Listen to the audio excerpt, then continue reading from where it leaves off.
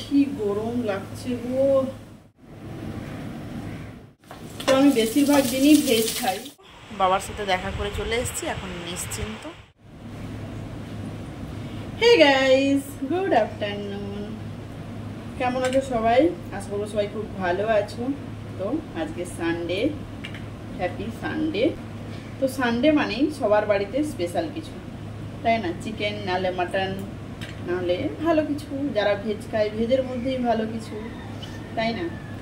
তো আজকে আমাদের সানডেতে স্পেশাল হচ্ছে। তো আজকে সকালে ঘুম থেকে উঠেছি অনেকটাই দেরি করে, মানে আমি সিরিয়াসলি বলছি, একটু ঘুমের পাগল রয়েছি, মতলব ঘুমোতে একটু ভালোবাসি। তো সবসময় আমি সবার থেকে দেরিতে উঠি একটুখানি, ঠিক আছে? তো প্রতি সময় আমার হাজব্যান্ডই আমাকে ঘুম থেকে তোলে, এটা মানে প্রথম থেকে হয়ে আসছে। আর ওই তাড়াতাড়ি ডেকে দেয় বলে আমি ভীষণ রেগে যাই, মানে প্রতিদিনই ঝগড়া হয়ে যায় ঘুম থেকে উঠে। আর 5 মিনিট ঘুমোতে দিতে পারো না, এরকম করতে থাকি, ঠিক আছে? তো আজকে দেখছি 8টা বেজে গেছে, বাবা এসে দেখছি ডাকছে আমাকে। হ্যাঁ, তো বলছে যে আজকে একটু পোলাও হবে। তখন আমি বললাম ঠিক আছে, হবে। তো বলে বাজারে চলে গেল, বাজার থেকে সব নিয়ে এলো। তো মেয়ে আর হাজবেন্ডের দুজনের বলাবলি হয়ে গেছে আজকে টিফিনে খাবে মোগলাই। তো আমাকে বলছে একটু মোগলাই হবে। আমি বলছি কী ব্যাপার, সবাই একটা একটা অর্ডার করে যাচ্ছ, এটা হবে ওটা হবে।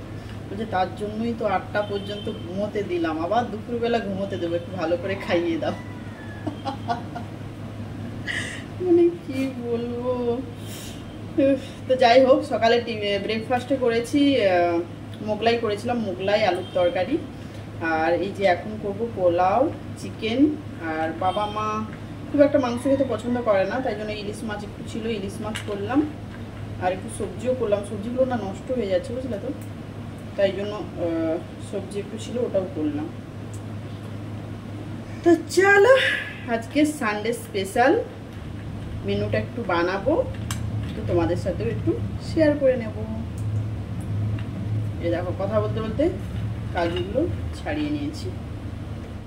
বাসন্তী পোলাও বানানোর জন্য প্রথমে দেখো গোবিন্দভোগ চালটাকে না ধুয়ে শুকনো করে নিয়েছি। ধুয়ে একটা পরিষ্কার কাপড়ের উপরে একটুখানি মিলে দিলেই, বা খবরের কাগজের উপর মিলে দিলেই কিন্তু শুকনো হয়ে যায়, ঠিক আছে? শুকনো হয়ে গেছে। তো এর মধ্যে এবার দিচ্ছি দেখো গরম মশলা। এখানে ছোটো এলাচ আছে, দালচিনি আছে, আর কি আছে, লং রয়েছে, ঠিক আছে? এগুলোকে একটু থেতো করে নিয়েছি।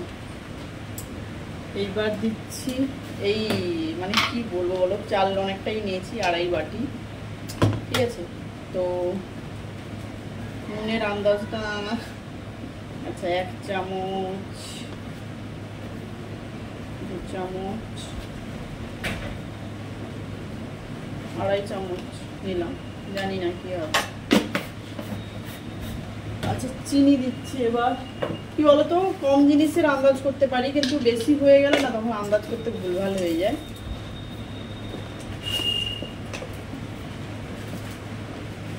সবাই আবার সুগার, মানে মা বাবার সুগার, তো চিনিটাও সেরকম দেখে দিতে হবে। বেশি মিষ্টি হলে আমাকেই বলবে।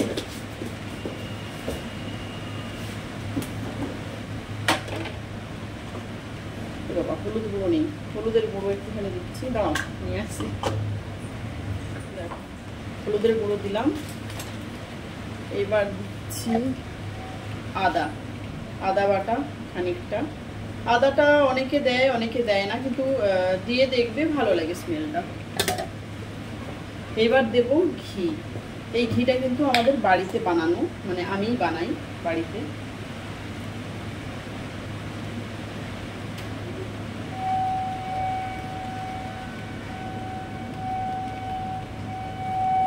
পড়ছে না।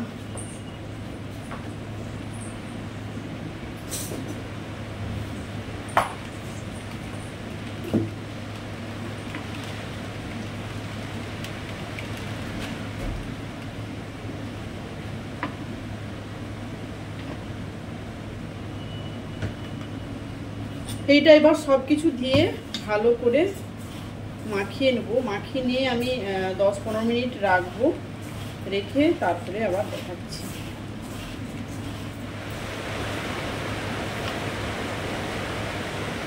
তো দেখো চালটা মাখানো কমপ্লিট। এবার 5-10 মিনিটের মতো আমি ঢাকা দিয়ে রেখে দিচ্ছি। ঘি সরিয়ে সরিয়ে রাখি আলাদা করে। একটুখানি ঘি দিলাম, কারণ এত ঘি খায় মানে না লুকিয়ে রাখলে হবে না। তো তার জন্য মানে এই জারটা আমি এমনি ওদেরকে দেখাবার রাখি যে এটাতেই আছে, এইটুকুতেই শেষ হতে হবে, মানে এইটুকু খেয়ে খেয়ে শেষ করো আর হবে না। আর এই জারটা আমি লুকিয়ে রাখি অন্য জায়গায় একটু ভেতরের দিকে। তো দেখো ঘি দিয়েছি, একটুখানি কাজুটা ভেজে তুলে নেব। এত ঘি খাওয়া ভালো নয় না, মানে মাছ মাংস ডিম যাই খাক প্রথম পাতে একটু ঘি দরকার, তাও একটুখানি নিক না, 2 চামচ করে ঘি নেবে। এত ঘি খাওয়া কি ভালো?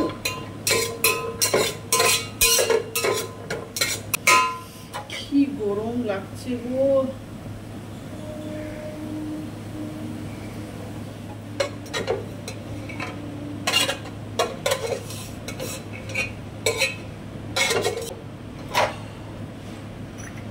তো দেখো কাজুটা হালকা ফ্রাই করে নিয়েছি।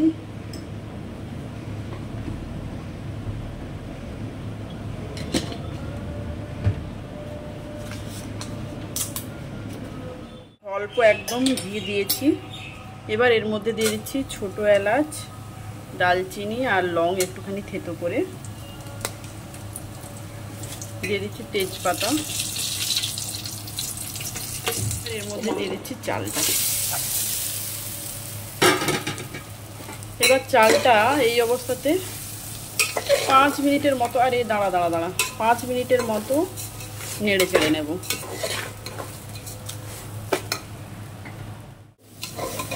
বেশি সময় লাগে না রেডি করতে, যতটুকু সময়, কিন্তু কি বলবো, রান্না করতে খুব একটা বেশি সময় লাগে না। চালটা একটুখানি ভেজে নিচ্ছি।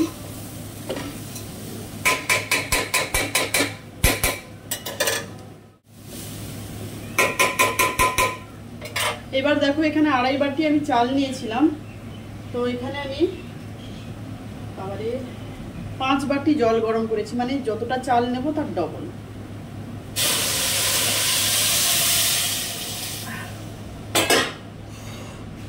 জলের আন্দাজটা এখানে ভীষণ টাফ, মতলব একটু কম বেশি হয়ে গেলেই গন্ডগোল হয়ে যাবে। আমি জানি না আমি ঠিকঠাক আন্দাজ করেছি কিনা, আমার মনে হচ্ছে যেন জলটা একটু বেশি হয়ে যাবে, আমার মন বলছে। দেখা যাক, কারণ আমি 2.5 বাটি যে ফুল তা নয়, 2.5 বাটিকে কম আমি নিয়েছি, কি বলে চাল নিয়েছি, কিন্তু জলটা দিয়েছি 5 বাটি। দেখা যাক। টক বক করে ফুটছে। এবার আমি গ্যাস কমিয়ে এইভাবে ঢাকা দিয়ে রেখে দেবো গ্যাসটাকে। দেখো জল একদম শুকিয়ে গেছে।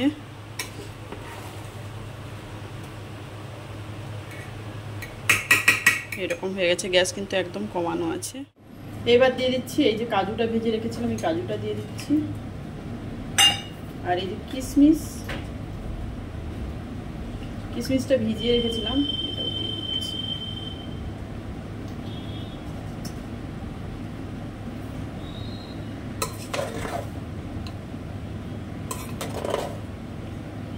আর কিছু করার দরকার নেই, গ্যাসটা আমি অফ করে দেব।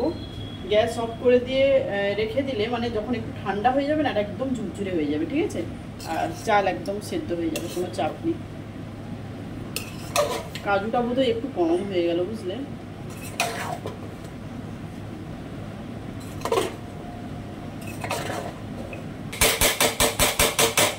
থাক, আমি আর ঘাঁটাঘাঁটি করছি না, আমি অন্যদিকে রেখে দিচ্ছি। এটা ঠান্ডা হোক, ঝুরঝুরে হয়ে যাবে। চিকেনটারও কোনো ঝামেলা রাখিনি।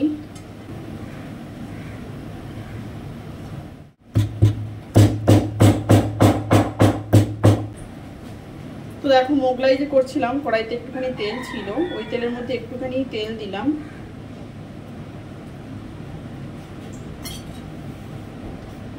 তারপরে এই যে ছোট এলাচ একটুখানি ভেঙে দিলাম, একটা তেজপাতা দিচ্ছি পেঁয়াজ। অনেকেই বলো ভেজ রান্না করে দেখাও,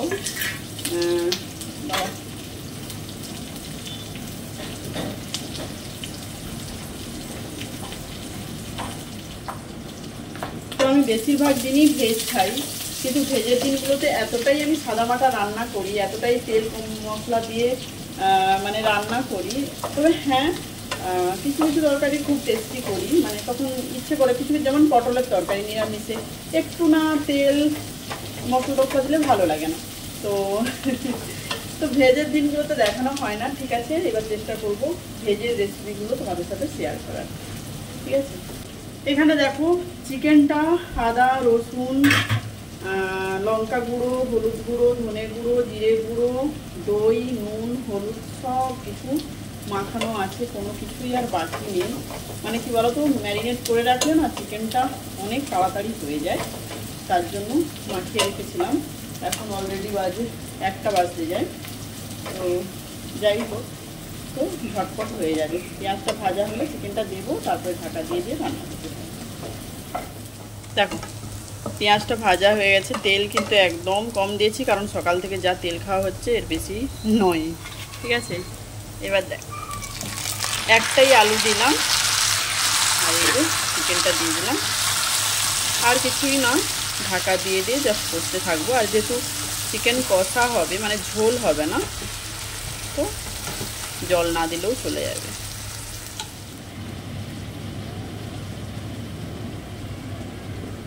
মিডিয়াম আছে ঢাকা দিয়ে রেখে দিই, চলো ওয়েট করি। তো দেখো আমার চিকেনও প্রায় কমপ্লিট, তো কষানো হয়ে গেছিলো, তারপরে না একটুখানি জল দিয়েছিলাম, কেন বলো তো, একটু ভালোভাবে যাতে সেদ্ধ হয়, তার জন্য একটুখানি জল দিয়েছিলাম। তো দেখো গ্রেভি গ্রেভি হয়ে গেছে। তো দেখো এর মধ্যে 2টো কাঁচা লঙ্কা দিয়ে দিচ্ছি, কারণ একদম একটুখানি লঙ্কা গুঁড়ো দিয়েছিলাম, লঙ্কা গুঁড়ো না ম্যাড্রাসি মশলা দিয়েছিলাম, তো একটু কাঁচা লঙ্কা দিয়েছি যাতে একটু ঝাল ঝাল লাগে। এমনিতে কি বলতো, আমাদের তরকারি একদমই ঝাল হয় না, একদম প্লেন রান্না যেমন হয় সেরকমই। তো আজকে একটু ঝাল ঝাল করছি যাতে পোলাওর সাথে ভালো লাগে। তো ঝাল হবে না, এই কাঁচা লঙ্কাগুলো ঝাল নয়, লম্বা লম্বা বড় বড়।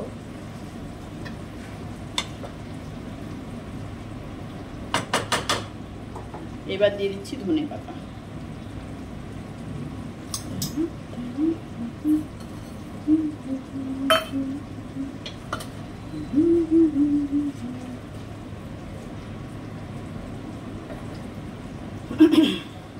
তো আর 1 মিনিটের মতো ঢাকা দিয়ে রাখি, গ্রেভি আর করবো না, কাঁচা লঙ্কা ধনে পাতাটা তো যেহেতু দিয়েছি, তো 1 মিনিটের মতো ঢাকা রাখি, তারপরে নামিয়ে দিচ্ছি।